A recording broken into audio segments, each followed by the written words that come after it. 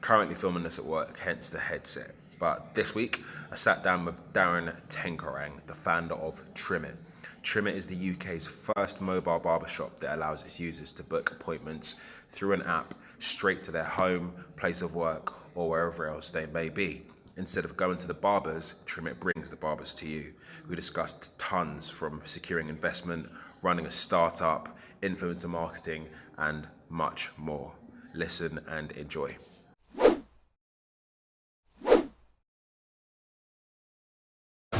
25-second life summary challenge. I want you to describe your journey from birth to where you are in 25 seconds. And your time starts now. Okay, cool. So, born on 23rd July. Yeah. Went to primary school in a school called Southern, that was in Brixton. Found out I was dyslexic, but my mum didn't believe it, so got no benefits from that. Went to secondary school in Streatham. Went to university, had a business idea, that failed. Had Trim It. Trim It is here now and it starts, isn't it? Yeah. No, it's good. It's a hard one, but I like it because it cuts to key moments, which is great. Some fantastic stuff in there. I just wanted to start off by saying thank you for setting up this service. You have solved so many problems for so many people you don't even understand. But cliche question, for those who don't know what Trim It is, how is it best described? So Trim It is, in its simplest form, is a mobile barbershop. And what that means is that we thought it was a good idea to put a van or put a barbershop in the back of a 4-transit van, and through our app you're able to book a barbershop, so the whole experience to your location, whether that be at your house, your office, the gym. You can book a barbershop now to wherever you are. And at what point did you come up with the idea? Where were you, and what's the story behind that? So there's two stories. One is real and one is fake. I actually have investors in the other room. So I'm gonna tell the real story. But I was walking to my girlfriend's house, and it was actually after a really shit. Of course, it's cool. You're good. It was after a really shit experience in the barbershop. I think the barber, I would have been waiting like some time. And I probably would have got a dead trim as well, so I was extra angry. And I was walking to my girlfriend's house, ex-girlfriend, and it just dawned on me that like you have the likes of Uber, you have Airbnb, and they've really refined the industry. And I was like, the barbering industry for me was just so lax, it was just so like behind. And what could I do as an entrepreneur to just change that and make the experience better for not only myself but for millions of others?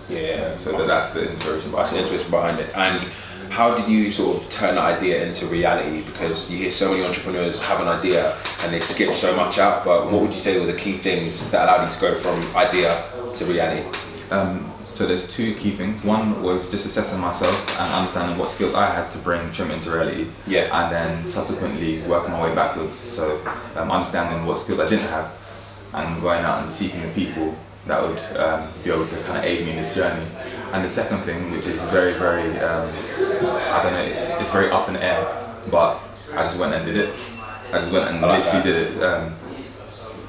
You can sometimes, I suppose, cripple yourself in strategizing, planning, and we did definitely strategize, definitely plan, but I also went and implemented it as well.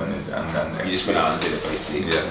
I hear that. And obviously there's so many challenges that you're going to face along the way, but is there anything that sticks to mind where you thought, when I saw that, I thought that's going to be difficult to overcome? What would you say that would be? The biggest one for me, if I'm going to be brutally honest, so I'll tell you. I need honesty. I'll tell you the story. So we were employing a barber, I'm not going to mention his name, and he was just rogue. He was, not only was he rogue, but he was rogue. It was mad. I suppose I had this like idea, and I've got a bit of a saviour complex as well. So I wanted to take this guy that was like a rough diamond and just make him into the best barber in the world.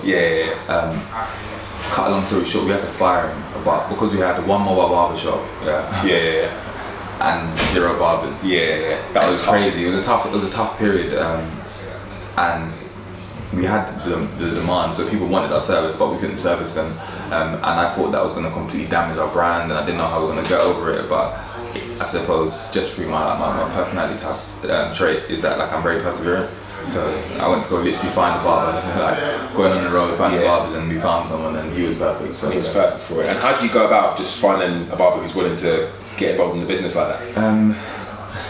Again, our first barber actually drove to his house in the mobile barbershop, told him that he was going to have an interview in the barbershop. So just to have a bit of a wow factor. Yeah. And we just gone about it that way. So the way we got in contact with him in the first place was just through a recommendation.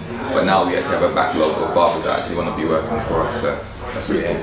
Yeah. So one challenge I thought of, which you probably get all the time, is the loyalty thing. Like, obviously some people will never let anyone else cut their hair. Have you found that to be an issue for your business at all?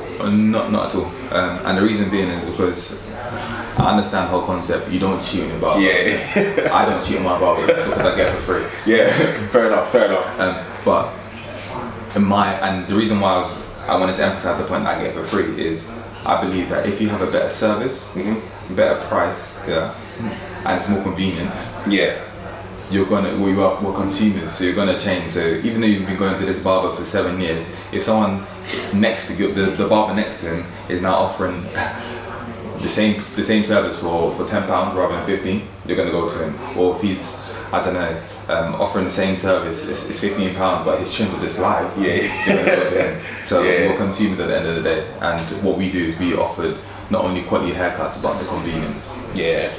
And I feel like what you just said there is so true. Like, the loyalty is almost going to come second if the service and the quality is going to supersede that. So I hear that. I mean, as far as the app itself, a lot of people feel like they need a tech background to sort out an app. So obviously it's grown into what it is today. But did you have any tech experience yourself? Or? Nah. So my first business app failed. The reason why it failed is because I didn't have a tech background and I was building out a tech product. So I got angry, and one day this is during university, I went to the coding society. Okay. And I actually started coding the first few pages of Trim It. Wow. And then our CTO came up to me and was like, look, I love what you're doing, but this thing right here, it's terrible. And so I don't have a tech background, but I suppose my enthusiasm and my want to learn, or my wanting to learn was yearning to learn, enabled me to be around the right people that were able to, I suppose, bring it into to do that. Yeah. No, I hear that. And where did you start when you go about getting investment? Because everyone has so many ideas, but I feel like there aren't enough sources out there, from what I've seen personally anyway, where they don't tell you how you get investment, because obviously there's only so much you can do for yourself. Yeah. Where do you start in getting investment from something like this? Where you start is by having customers. You don't like, for me, we've been operating Trim It, or the concept has been alive for 2 years. And it's only in the latter end of our second year of operating that we were able to gain investment. And we couldn't have raised investment, we couldn't close the round if we didn't have a customer base first. So when anyone asks me for advice on how to raise investment, I always say the same answers. Just get customers first, and if you don't have customers, you're asking the wrong questions. I hear you. So it was self-funded up until that point. Pretty much. We did a bit of friends and family. Yeah. So we got 40k from our friends, family, and fools. Yeah. And fools, I like that. But yeah, so that's the thing. Cool. So moving on to today, what does your life on a day-to-day basis look like? Because everyone sees the highlight reel. What is it actually like on a day-to-day basis? Day-to-day, my lifestyle's a movie. I'm joking. Day-to-day, so I wake up at like 9 a.m. I don't wake up, sorry, I'm in the office for 9 a.m. So I actually technically do a 9 to 5. In fact, it's like a 9 to 9. In the morning we have like a morning meeting where I ask everybody in the team like what they've been working on, what they worked on yesterday, and what they're doing today, just to make sure that everyone's on the same page. And then my actual work. So I realized, and I had to deep this a couple of days ago.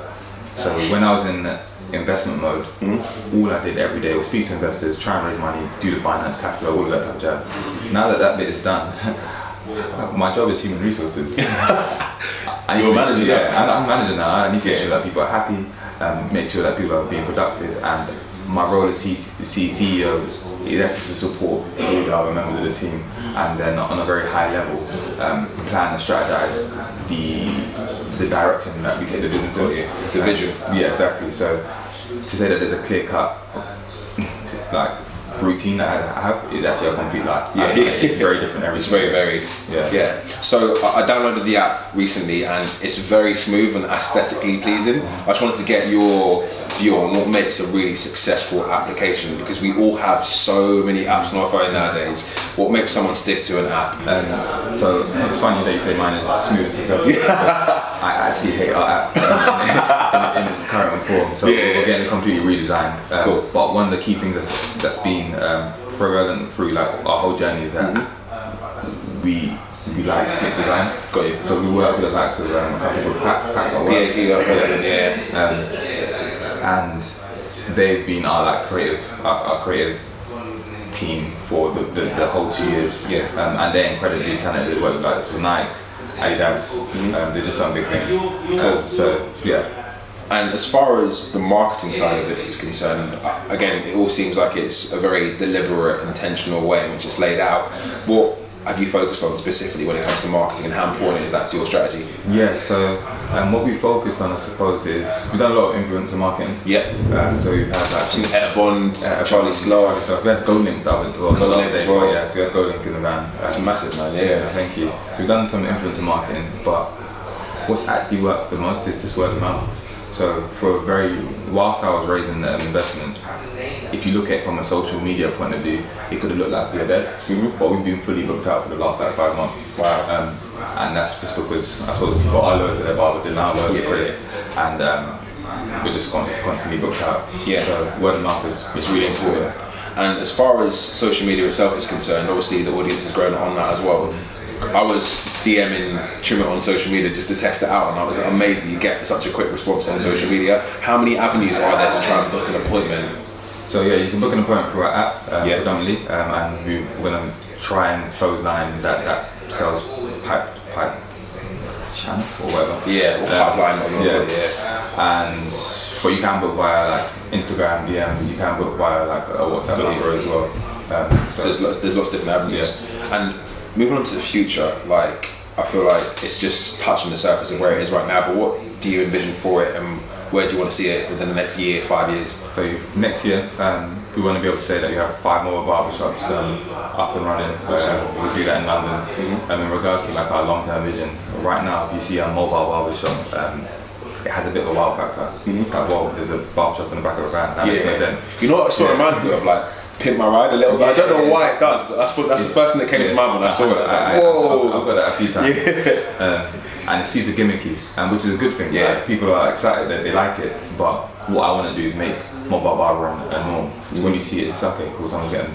And the reason why I want it to be a norm is because I feel like that experience of a barbershop coming to you and you not wasting 3 hours in your day going to the barbershop and waiting needs to happen for everybody. So down the line, we want to see 1,000 of these in the UK, and obviously every single one are getting fully booked out. 100%. And AI, VR, and all the other buzzwords, everyone's talking about them now. Is there anything in those fields that you're thinking of incorporating into the app at all? Because we hear a lot of developers talk about that. And that will be more closely, basically our CTO will be able to talk about that. Right now, I completely trust his vision in where he wants to take our technology, and because I'm not a technical co-founder, or because I'm not the technical co-founder, I actually let him do his thing. In regards to where I want to see the business from a operations point of view, that's where you come from. So when you're saying AI, well, I like that as well, because you've clearly allocated the resources to the right people to do their thing. I think a lot of people can just get caught up and want to do everything themselves, so I hear that massively, man. Cool. And as far as the future is concerned, for genders, you must have been asked this before as well. I'm sure you have. What's your view on that for the female market? So the female market, we don't have any plans to come into it as of yet. Got you. We are doing our legacy business is the booking platform. We are going to be going to hairdressers and nail technicians and whatnot for them to be able to utilize our technology to literally facilitate their bookings. But in regards to having a mobile hairdressers, that's not in the pipeline. But I mean, if there's a market, if enough people keep on annoying me about it, then we might have to make one. Money talks to them. Right, so quick fire round. I've got 9 questions for you. I just need the first answer that comes to your mind on them. Nice. So, one must-read book for entrepreneurs. I don't read. You don't read? I'm dyslexic, so I have audiobooks. So What's something? I actually can't think of one because I just don't read. You send me that much. Favorite podcast / YouTube show? Kind of audiobook. Gary V. Gary V. Yeah, I listen to a lot of Gary V as well. Still. Yeah, I hear that. What do people consider to be your greatest strength? My ability to gather sick people around me. The plug. Yeah. You're a plug basically. Okay, I love that. When you think of the word successful, who's the first person that comes to mind?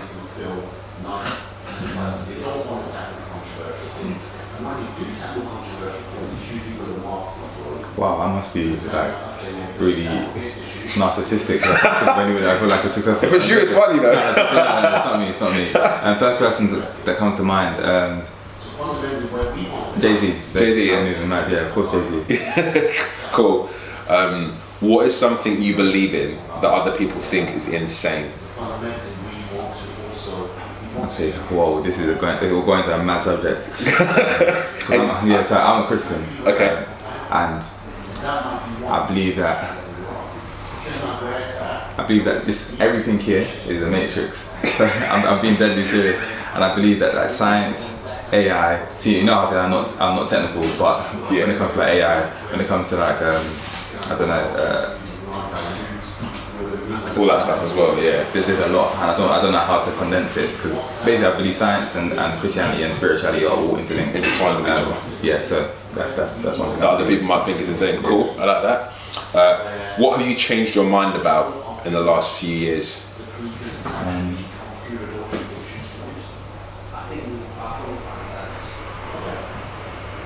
Could be anything. Oh, avocado above. Avocados are buff. They actually are buff. Yeah. You're actually so right. I never used to touch avocados, but Avocados are actually buff. Cool, I love that one too as well. Avocados. What's been the most worthwhile investment you've made, just ever? Whether it's time, money, resources.